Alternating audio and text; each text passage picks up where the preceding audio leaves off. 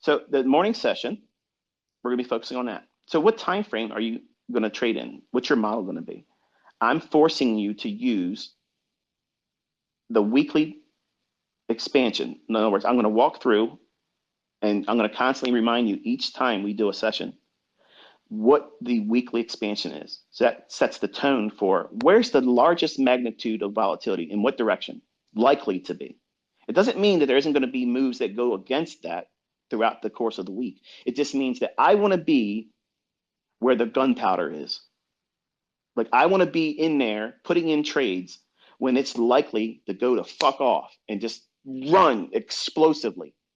So when I'm sitting on the weekend, like I'll do tonight, once I'm done doing my fatherly and husbandly things with my family, and when they go to sleep, then I resign myself to my office and then I pour over my charts and I'm looking at specifically the weekly chart. And I spend more time on that weekly chart than I spend on any other time frame. What the hell did you just say? Dude, we don't ever see you talk about a weekly chart. We only see these 1 minute 1 minute candlesticks. Right.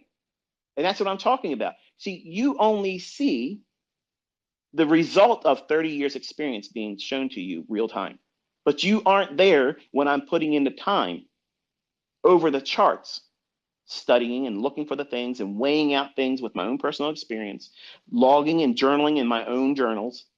All those things, that's what gets me or has allowed me to reach the level of precision that you see me doing. And it didn't happen overnight. It wasn't a quick thing, and it's not going to be quick for you. And I'm not trying to sugarcoat it. I'm telling you up front. I tell you every time in these videos, you're going to fucking lose money. It's going to be harder than you want it to be. It's going to be easy to want to quit, but you have to dig your heels in and just show up. You have to show up. Because when you start trading with real money, should you ever decide to do that, you're going to have times when you start going in drawdown, you're going to lose. And you need to make decisions, and they need to be rooted in sound logic. What's the next step if you go into drawdown? Another trade, same risk, more risk, no stop loss. You have to have rules. You have to have a process to manage yourself, because unless you manage you, it's over.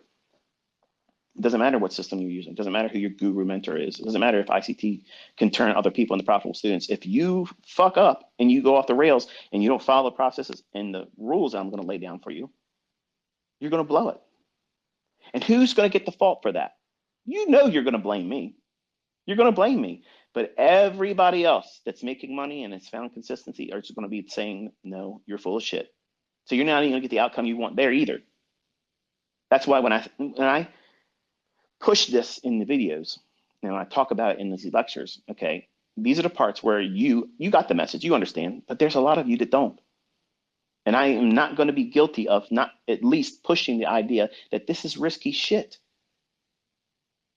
I'm not oblivious to that, but some of you are.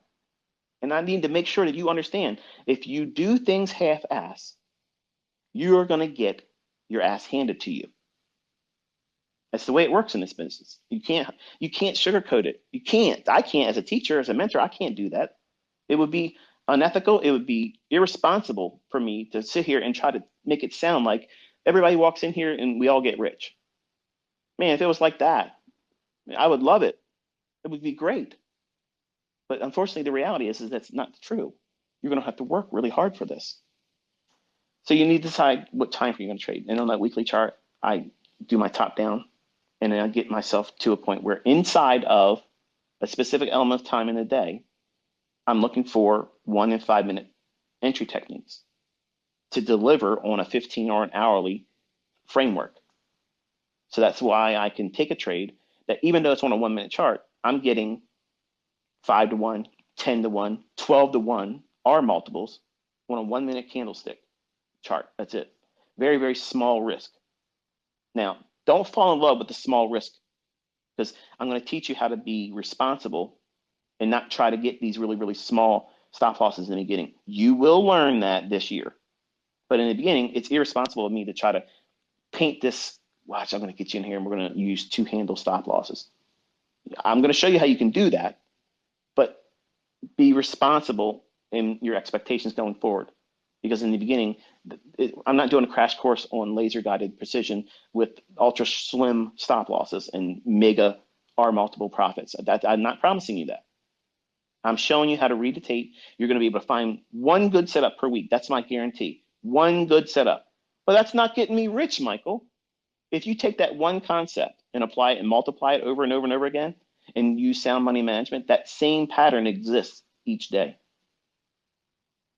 But you have to discover what it means to be disciplined and say, okay, I don't know what I'm doing. I need to control myself.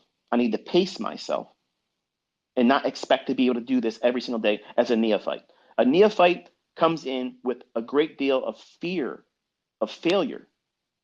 How do you conquer that fear? Do what you're supposed to do one time for the week and stop, and then just observe the rest of the week and see how many times you would have got it wrong after that, but safely on the sidelines without committing anything with your demo account. Oh, you're talking about demo. You need to learn in a controlled environment. You cannot learn this risking real money. You can't.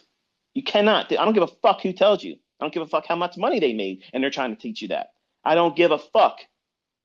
Because as soon as you equate the outcome of an experiment or a laboratory study or case study in price action, it only is favorable if it makes you money. If you're learning like that in the beginning, you are training yourself, you're teaching yourself to worry about the outcome monetarily, when the whole function should be, is the market delivering price exactly as I'm expecting it to do? Because once you place the protective stop loss on, and you have already mapped out where your partials are going to go and where your terminus, where the end result is, the goal of your trade, I don't give a fuck what the outcome is in terms of money.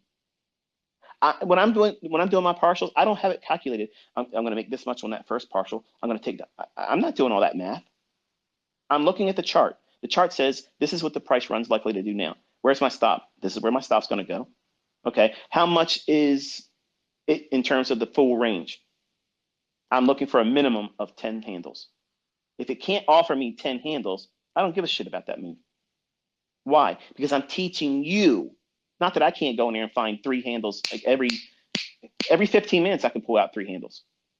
You want to see me do it this year? I will. The point is, I'm teaching you, that person that doesn't have any experience. I'm showing you how to go in, be comfortable, not be scared, not have anxiety about what the hell you're doing or what's going to happen. They're going to stop me out.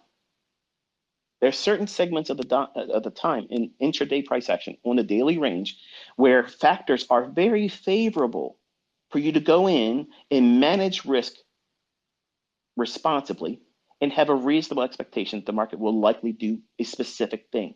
That's why I teach the way I do, because it's algorithmic.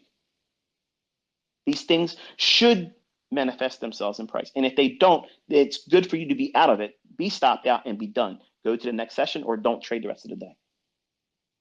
And some of you already are communicating that you don't even have the discipline to not pull the trigger when I'm calling these moves now because you're trying to make money and you're doing it wrong.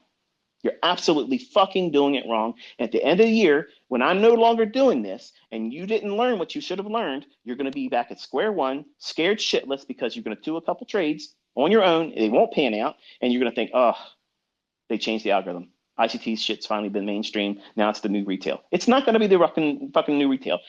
I'm teaching you the market. I'm teaching you how the market's book price. It is what it is. It isn't going to fucking change. It's not going to diminish. It's not going to, if anything, it's going to get better. As technology becomes more advanced, the precision elements, the static bullshit that you see in certain times of the day, that's going to go away.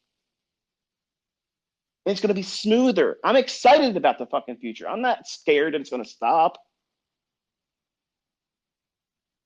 But I understand how it feels. You found the goose that lays golden eggs and you just don't want it to die. Listen, even when ICT's gone on to greener pastures, this shit's still going to be working. And I'm going to be echoing in your mind every week, every day, and it won't stop. When are you going to stop trading? Your model has to have that. You have to know, when are you going to pull the plug and say, okay, I've lost enough today. And it might be just one trade. That's your threshold. That's it. I'm done. I'm not going to allow myself to go into a period of mental drawdown, which is much more expensive than financial drawdown, because financial drawdown is finite. It's limited to what it is. But when you have a losing trade or a series of losing trades, how many times does that fucker haunt you?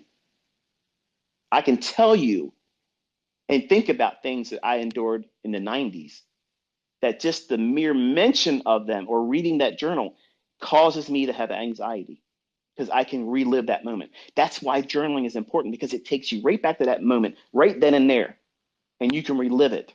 It's not like these jokers on the social media. I'm going to tell you a trade I took today. I think I got in over here. Get the fuck out of here. Get out of here. If you took a trade, you're going to show us where the fuck your trade entry was. You're not going to think, I think I was around here. I think I did, I don't know how many contracts. Get the fuck out of here.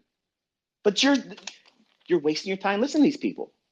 You're listening to these jokers. You need to know when to stop. Stop listening to ICT. You've watched enough videos for today. When are you going to stop your trading? When you make money, are you stopping? No. We can't do that. Shit. We still got the afternoon session. I'm at 5Gs, baby. 5Gs. It's the easiest fucking money I ever made in my life. I'm going to double it.